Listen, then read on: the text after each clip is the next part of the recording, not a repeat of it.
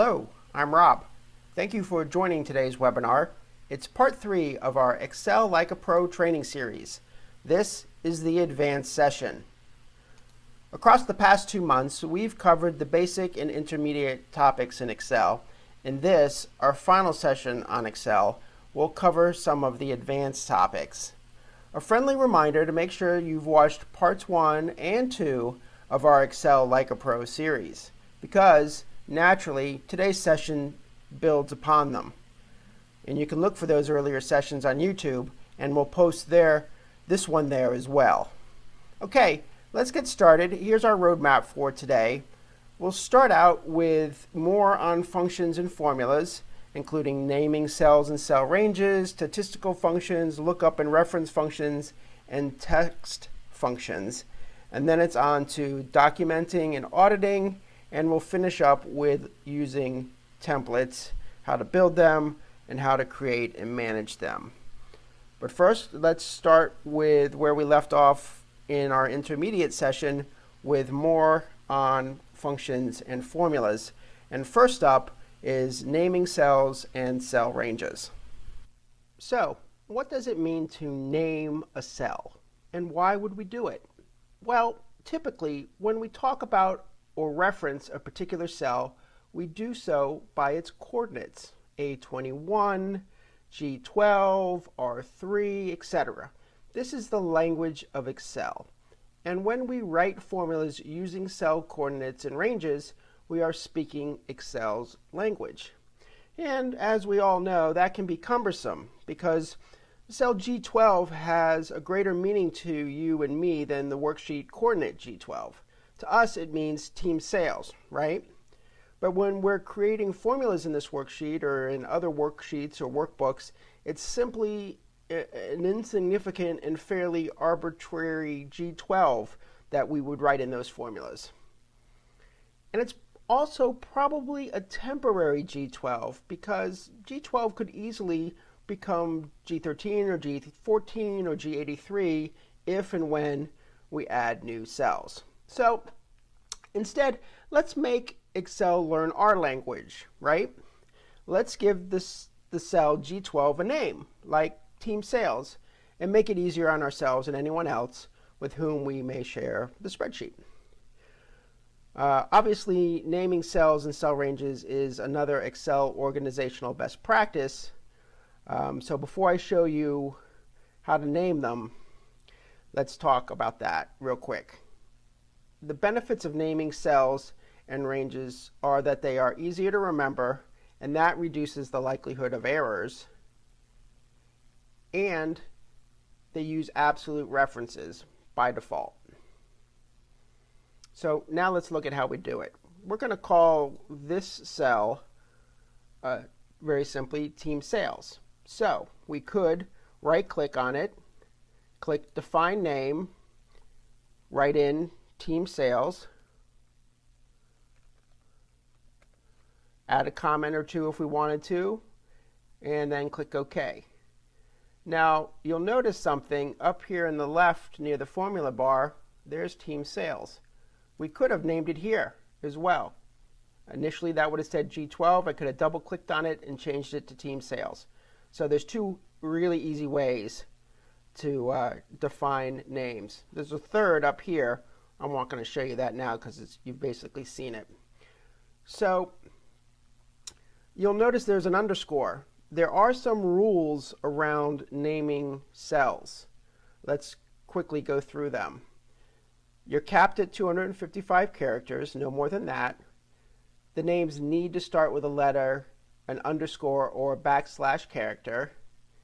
You can only use letters, numbers, underscores, or periods. No other characters are allowed. And then this one's a little bit of the tricky one that can get you into trouble if you don't know about it. Strings that are the same as a cell reference, for example, B1, or has any of the following single letters, capital C, lowercase c, capital R, lowercase r, those cannot be used as names. So let me show you now how to name a range, because this is pretty cool. We're going to call this is all of our individual sales reps totals for the week. So we're going to highlight this entire range, and we'll name it up here. We'll just double click G2, and we'll call this rep sales. Okay, very easy. And here's where the power of naming is demonstrated. If we did a formula equal sum, sum, and then start typing in the name, and look, here it is, rep sales. It's added it to Excel's database. Click that, hit enter, you get the same total. You didn't have to do anything fancy. If you were going to gather a bunch of different weeks together, it'd be really, really easy. You wouldn't have to go back and forth from spreadsheet to spreadsheet, clicking on specific cells, or worse, trying to remember them as you built your spreadsheet over time. One last thing on naming cells: if you make a mistake, or you want to change things, or you change the way you talk about things in your company, you can go to Name Manager, and there they are. You can edit them, and you can add to them or delete them. And one last thing before we move on, I mentioned one of the benefits. You can see here, it's got the dollar signs. The ranges that you name are by default named as absolute references, which means if you move the cells, the name goes with it. Okay, let's move on to our next topic. Now let's look at some function categories. As you've already seen, Excel is rich with functions. Last time we looked at several logical functions and some date and time functions, and today we're going to look at 3 additional categories. The first up is the statistical functions, and there are 3 that I want to walk you through: average if, count if, and sum if. The average if function can be used to figure out the average of a range based on certain criteria. For example, remember the list of National League Cy Young Award winners from our last webinar? Let's use the average if function to determine what the average ERA was for those pitchers who won more than 20 games in a particular season. Here's how we write the formula. Let's scroll down to the bottom, and we'll put it in right here. Equal average if, left parentheses, and I've already named my cell ranges. So we're going to put in wins, and you can see it highlights over here to the left. And then we're going to say wins that are greater than 20, or actually greater than 19, equal, comma, and then the second range I named was ERA. Hit enter, and there you have the average. Those pitchers who won 20 or more games had an average, an ERA of 2.44. So I bet you can imagine how this function could come in handy for finding averages across a wide variety of scenarios. Some examples would be the average sales of orders above a certain quantity, average units sold by a particular region, or the average profit by a distinct quarter. Some food for thought on average if. Now let's move on to a sibling of average if, and that is called count if. The count if function is great for finding answers such as how many orders did client X place, or how many sales reps had sales of $1,000 or more this week, or how many times has a pitcher from the Philadelphia Phillies won the Cy Young Award. Let's use that last question to demonstrate the power of the count if function.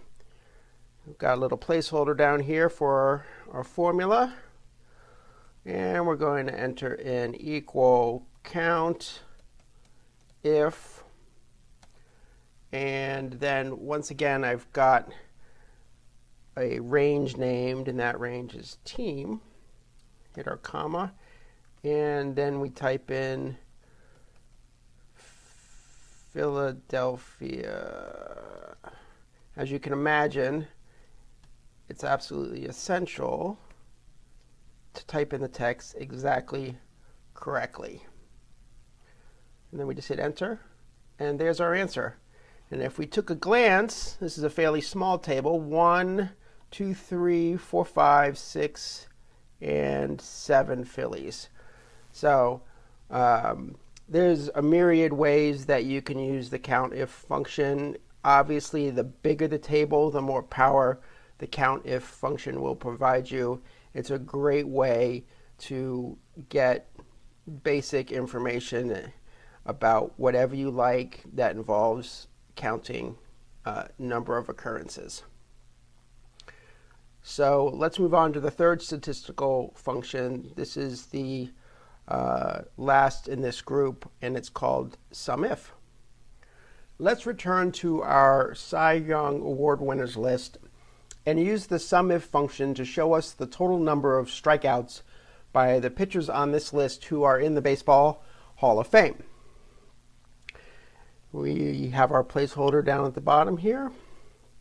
As always, we start with our equal sign, and we do SUMIF, and we've got a named range for Hall of Fame, comma, and we have the letter Y for anyone who has been inducted, and we want to see the number of strikeouts, and that range is called strikeouts. Double click. There's our answer. So SUMIF is a great way to do a number of real-world statistical analysis on the fly. For example, total commissions on sales above a certain price, or total bonuses due to reps who met a target goal, or total earnings in a particular quarter year over year. So that wraps up our quick look at statistical functions. Now we're going to move on to a really cool set of functions called lookup and reference functions. So the lookup and reference functions are designed to ease the finding and referencing of data, especially in large tables. We're going to start at the specific function called lookup, and to give you an overview of how it works, we're going to use this small spreadsheet. So to get your bearings, cells A1 and E3 relate to a variable interest rate that is paid on a bank account. For balances under 1,000, the interest rate is 3%. For balances between 1,000 and 10,000, the interest rate is 4%, etc., etc. Okay? Now, cell A6 shows the balance of a specific account, and then the lookup function is used here in B6. And what it does is look up the interest rate and applies it to the $45,000 balance. So note that the exact value, 45,000, isn't found in what is called the lookup vector, or B1 through E1, right? 45,000 isn't in here. And so the function matches the closest value below 45,000, and that's 10,000, and it returns the corresponding value from the result vector. And that's these here. This is the result vector, B3 through E3. And here's our result. So the formula looks like this. You can see the reference A6. You can see the lookup vector of B1 through E3. And then you can see the results vector of B3 through E3. So that's the basic way the lookup function works. And I'm going to tell you something that's a little bit complicated, but try to stay with me. So you want to note that the vector form of the Excel lookup function can be used with any two arrays of data that have one-to-one matching values. For example, 2 columns of data, 2 rows of data, or even a column and a row would work, as long as the lookup vector is ordered alphabetically or numerically and the two data sets are the same length. So pay attention to these areas here. They work together and they are not they correspond in length. So now let's move on to two more lookup and reference functions, VLOOKUP and HLOOKUP. So when we're talking about these reference functions, VLOOKUP and HLOOKUP, often they're used to pull information into reports. So I'm going to use a report setup to demonstrate how to use these functions.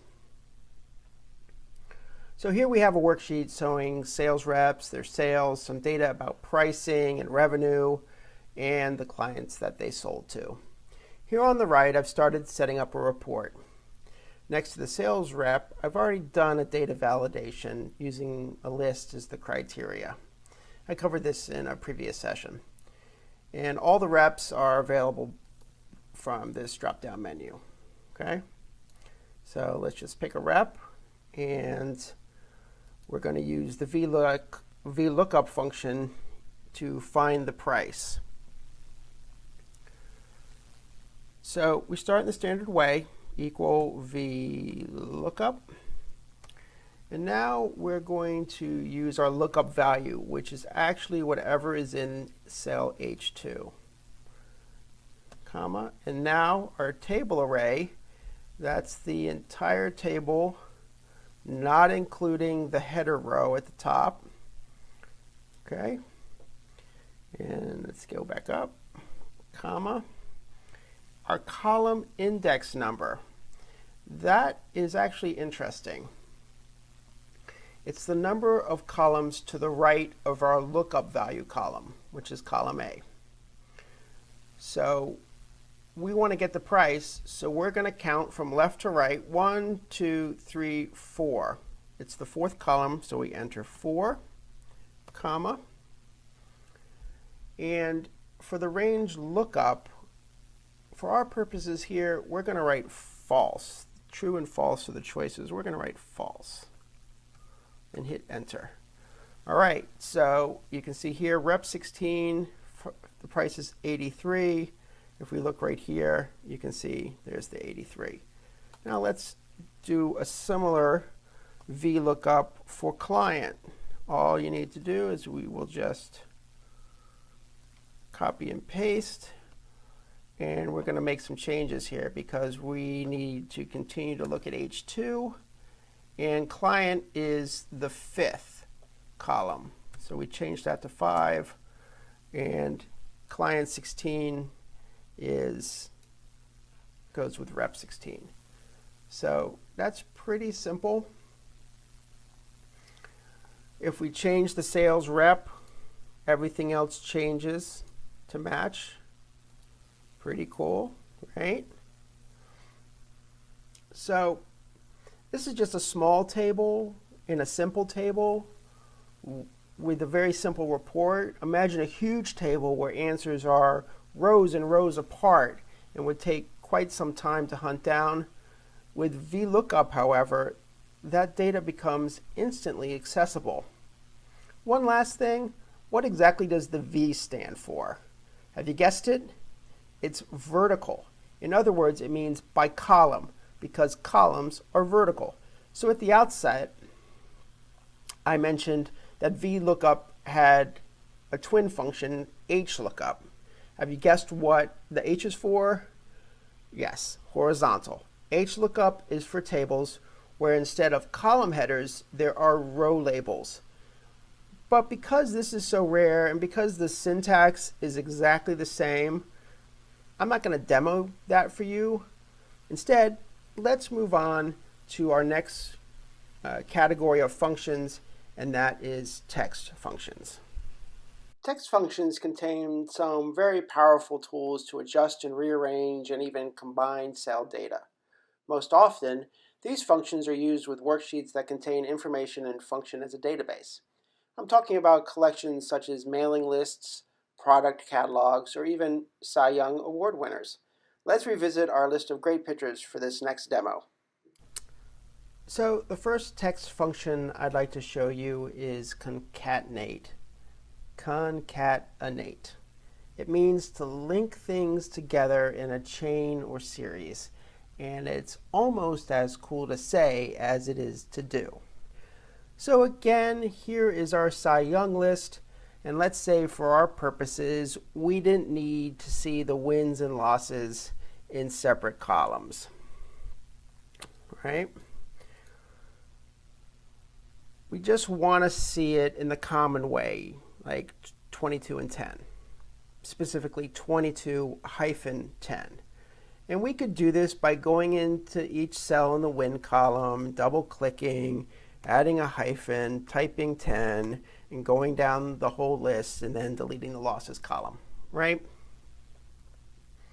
In fact, if I had a list of only 10 of them, I'd probably do it that way. But when you have dozens or hundreds or thousands of rows, combining column data by hand is completely inefficient. It's especially inefficient when you know how to use the concatenate feature, which you're going to learn about right now. So here's how. First, we're going to create a new column where our function will reside. Let's get rid of what we typed here. New column. And we'll call this win-L. And let's go with our formula equal concatenate. We won't even type the whole word. And we're going to do D2, comma, and let's just type E2 since our formula is overlapping, and enter. Okay, we're getting there. We've got a 2210. Doesn't really make sense without the hyphen though. So let's pop back into this formula, put our cursor right after the comma, D2, quote sign, hyphen, quote sign, comma, and magic. And then obviously you could just copy and paste these down and you can see them all fill in. So we did 2 columns, but you can do more. You can combine 3, 4, as many as you need using the concatenate function. It's really great if you want to combine data such as first name, middle initial, and last name. Maybe you're making a mailing list. You don't want separate fields.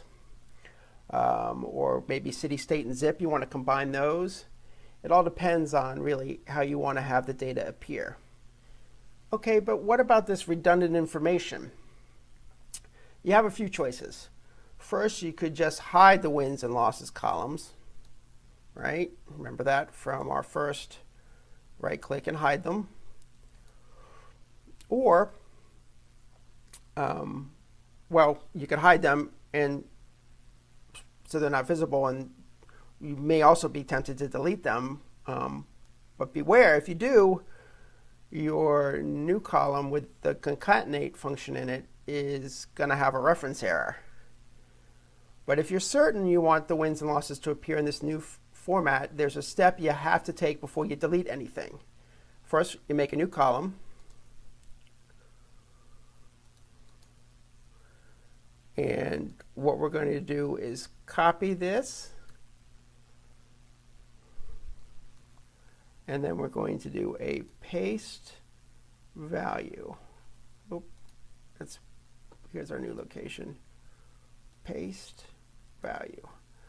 So what we've done is we've moved from a formula to the actual information.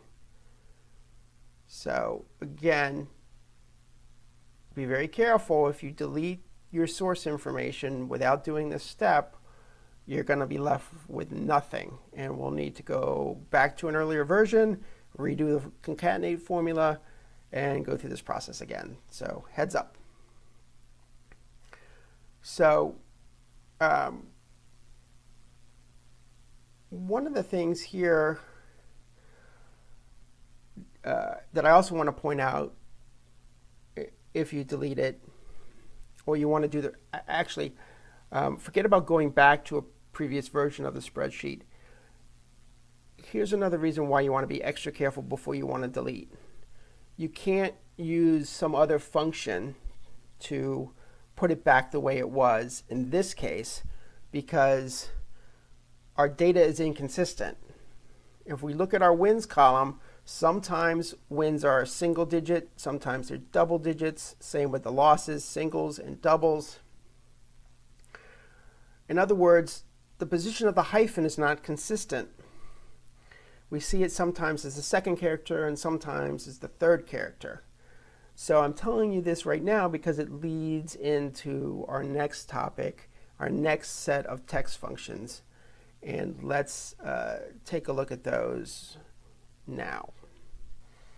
Now we're going to talk about the left, mid, and right functions. These are used to tell Excel that you only want part of a text string in a particular cell. So here we have a sample product list. On the left we have the product ID, and it seems to be a random set of numbers and letters. But really it's a code that gives us not only the product number, but also the factory where it was manufactured and the date of manufacturing. So let's say we want data in this product ID pulled apart so we can work with it in different ways. So first, let's pull out the date, and here's how you do it. You do equal, right, and then the source cell, which is A2, where our product ID is, and then we're counting back from the far right toward the left, and a date occupies 6 characters.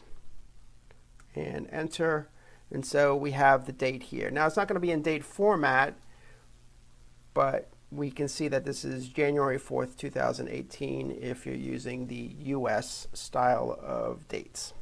Okay, let's do the left and pull out the item number. Very similar, equal left, still A2, and we have a 5-digit product number, so we type in 5 counting from left to right. All right, so 10323, you can see it matches up just fine. So last is the mid function. It's similar, but it has an extra requirement.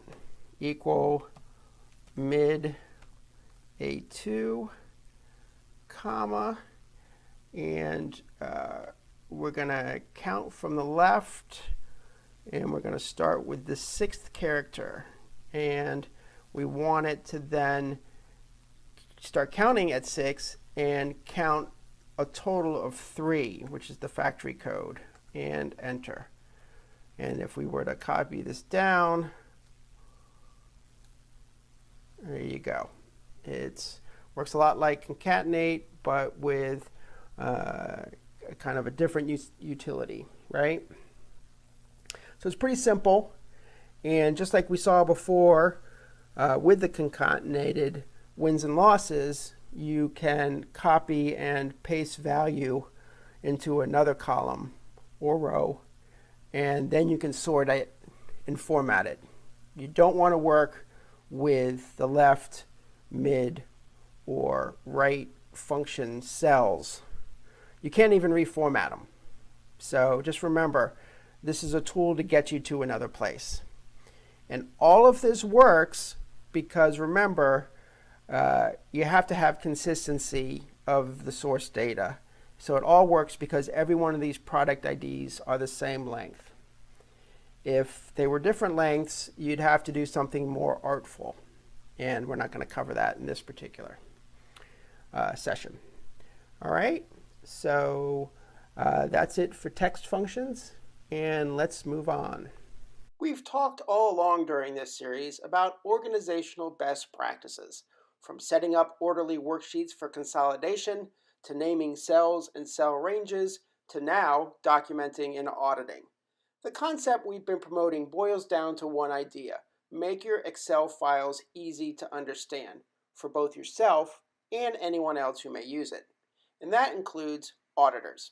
A clean, organized worksheet, more often than not, results in clear, error-free data, formulas, and functions. Our first topic in this section is commenting. The purpose of commenting is to add notes to yourself or especially for others. And they can include reminders, things that you still need to do, or formulas you need to adjust. They can include explanations of how a particular formula works or why a particular column is set up the way it is, and it can include, of course, suggestions, notes to other people for changes you'd like to see made. So let's add a comment. You'll find the New Comment button under the Review menu up at the top. Here's New Comment. First, click the cell you want to use for your comment. Click New Comment. And let's say, remember to double check rates above. Okay? So when you're done, you just click outside the area and the comment disappears, but it's here where the red flag means. So anywhere you see a red flag, you have a comment. Okay? So what if, in this case, your name doesn't appear in the comment? Here's how you change it. Go to File, Options, General, and then down here, and then just change the username to the name that you'd like to show up in the comments. Now don't worry if you've already done a bunch of comments, it will make the adjustment for you. No need to go back and change each one of them individually. Okay? So if you'd like to format the comment, you just click inside anywhere and you can format the text right here, Format Comment, and you have the different text controls like you've seen other places in Excel. If you want to change the color of the box, the background color here, which is yellow, see how this cursor changes to the four arrows? Right click here, again choose Format Comment, and now you have a whole range of other choices, and you can change the background color under Colors and Lines, something like that. Hit OK, and now you have a blue. I know a lot of managers who use different colors for different members of their team. So there's certainly options. It's difficult to change the default color of comments.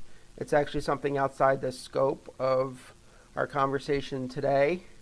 But you can Google that and it'll tell you how to go into your Windows properties and make that change. And it is a universal change, so if you put comments in Word or PowerPoint, it'll change the background colors of those as well.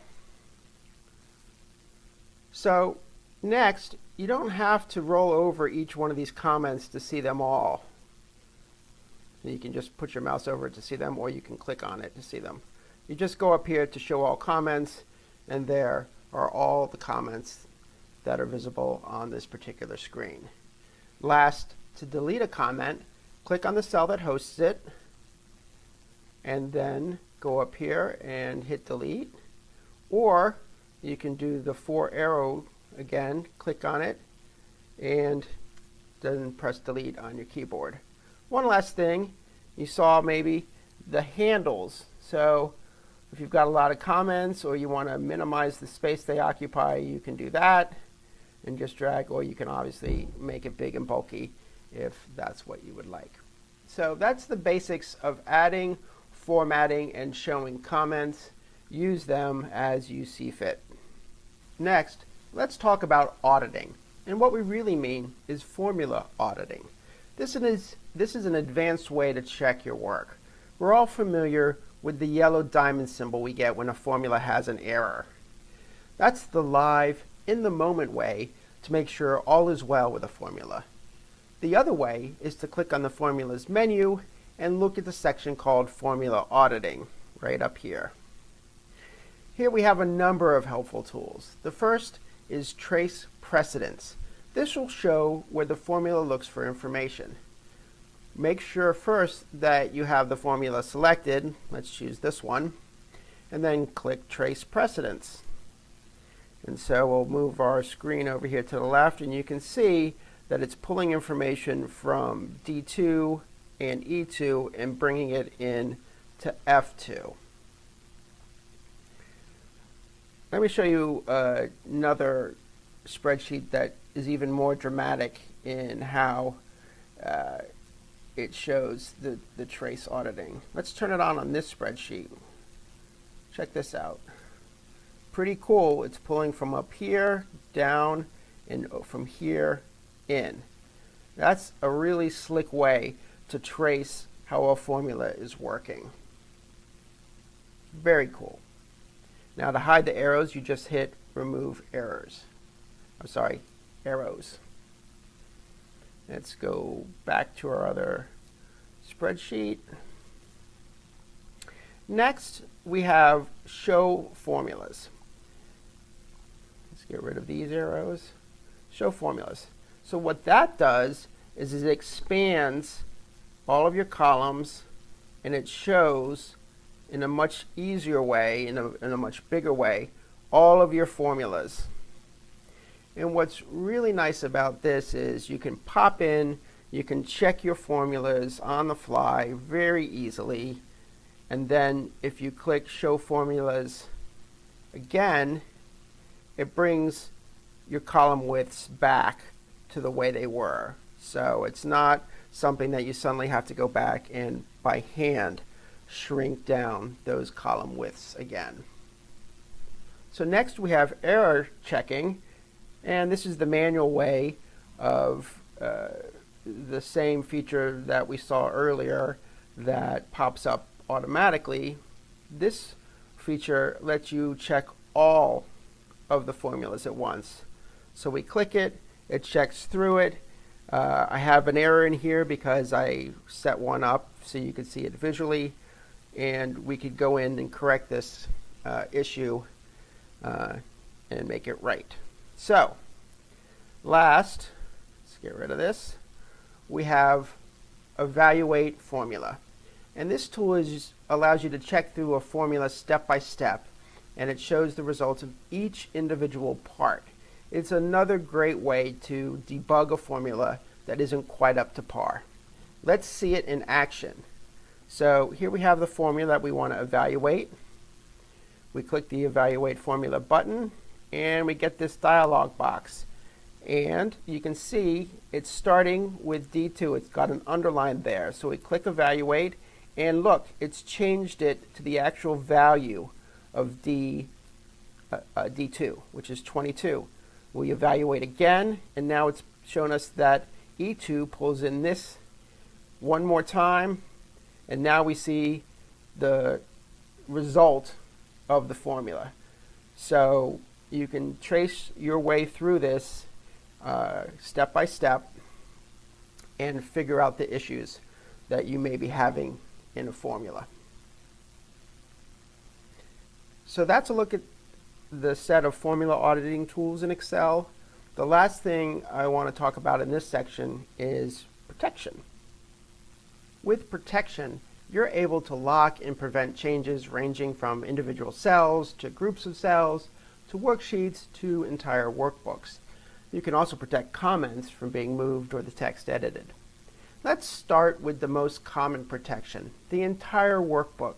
Obviously, this is used when a workbook contains confidential or sensitive information.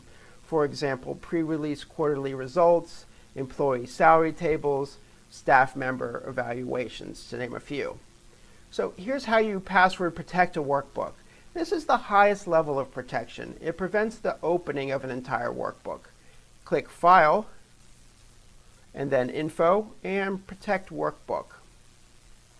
And then encrypt with a password. Enter in a password, and note the caution. You don't want to lose or forget the password. It can't be recovered. You probably want to use password management software to keep track of all your passwords, because you don't want to use the same password multiple times. We all know that. And remember that passwords are case sensitive. Click OK, type it again. I'm only using 4 characters. Obviously, you'll probably want to do something more secure than that. So once you click OK the second time, you'll see a very handy visual. It turns yellow. That means we're protected. To take the protection off, retrace your steps, just double click on the password one time, click OK, and now the yellow is gone and the workbook is unprotected. While we're here on the info page, let's look at some other levels of protection. The first is Protect Sheet. This allows for the workbook to be opened but individual worksheets to be protected as you see fit. So it's right here, protect current sheet. Let's see the options. Now we're taken back to the worksheet and we see a variety of options for what is allowed. In other words, by default, if you protect a worksheet, very little can be edited without the password. Anything you check here is what is allowed. And this dialog box is also where you would activate any cells that you have locked. So you can see here, protect worksheet and contents of locked cells. So here's how you lock a cell. So let's choose this one. And all you need to do is right-click, choose Format Cell, and here on the right is Protection, and you can choose Locked, and you can hide the formulas by choosing Hidden. So let's see what that looks like. Click Hidden, click OK. We got to do one step here, which is we have to protect the sheet. Now watch what happens up here where you can see this formula. So let's do a quickie password here. Say OK. Password again. It's gone. So unlocked cell, you can see the formula. Locked cell, you cannot see the formula. You can also lock comments in the same way as we just locked a cell. So here's a comment. Let's make sure we hide the show these, and we've got we need to unlock our worksheet first. All right, now you can see we can edit this. Format comment, and here's protection. You can lock it, and you can lock the text. And again, you have to then go and protect the sheet to institute that feature. So last, in the same way that you can protect the sheet from here on the Review tab, you can protect the workbook. This is just a quicker alternative to clicking File and Info. So that's an overview of the protection and security features in Excel. Let's move on to our final topic. So as we look back on our journey through Excel to this point, our focus has been on creating worksheets and workbooks from scratch.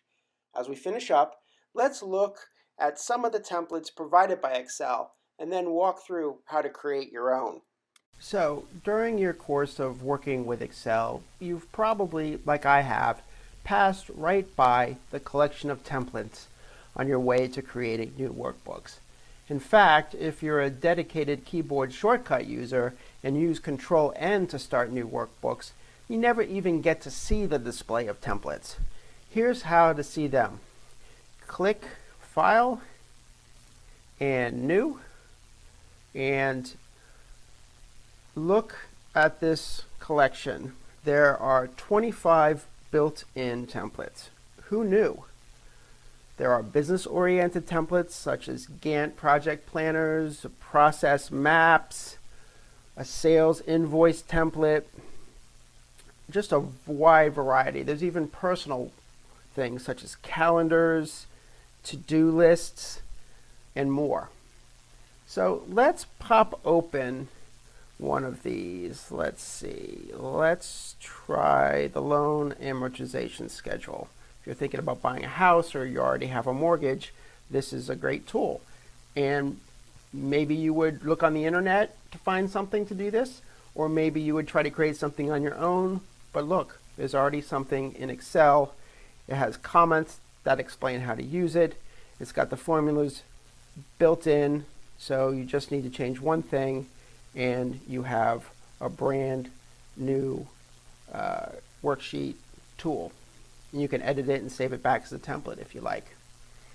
So let's go back in to the templates. So this is really just the tip of the iceberg. Up here at the top, it says search for online templates. Let's try lists. Don't even leave Excel. It just brings up a whole new category of all kinds of different lists. Such a rich collection without leaving Excel and risking the wild west of the internet. You don't want to download random Excel files that you find on the internet. They could have macros that can do damage to your computer. So trust me, stay within Excel. So even more important is over here to the right, we have a huge category of all kinds of different templates. So this can be a really good time-saving source and a source of inspiration, saving you time, minutes, hours. So that kind of reminds me of a hidden benefit of templates. They can help you work through formula design. Take, for example, let's go back home here, and let's use this employee timesheet.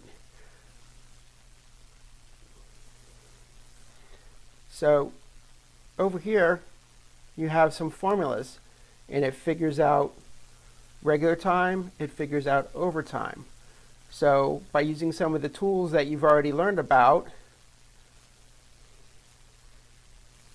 we can see how this sheet is designed. What a great way to visually figure out formulas without Googling, without trying to figure out the specific syntax way of asking a question in Excel. So that's built-in templates. Now let's look at how you can turn your own well-designed worksheets into templates. So not only can you find and explore myriad templates, but you can also create your own in just a few clicks. All you need to do is, once again, File, do a Save As. You want to work your way to your location, and then Save As Type, and then choose Excel template. So really easy.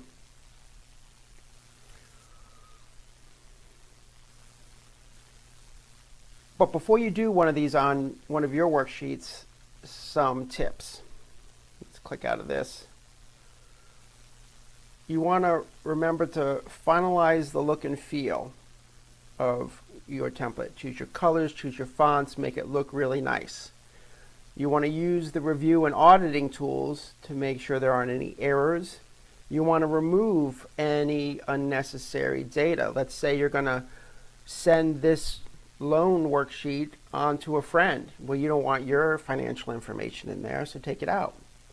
And you want to unprotect cells or protect them as appropriate. And last, you want to create comments, as they did here, to give others guidance. So there you have templates. How to find and explore Excel's collection of available pre-built templates, and how to turn your hard-earned workbooks into templates for reuse and sharing. And we're done. Thanks so much for joining me today. That completes our Excel Like a Pro series. I hope you've enjoyed these sessions and found them helpful. Please join us next month for a very special session on General Data Protection Regulation Compliance. If you have heard of GDPR, you should check in on this session. Hope to see you then, and until then, take care.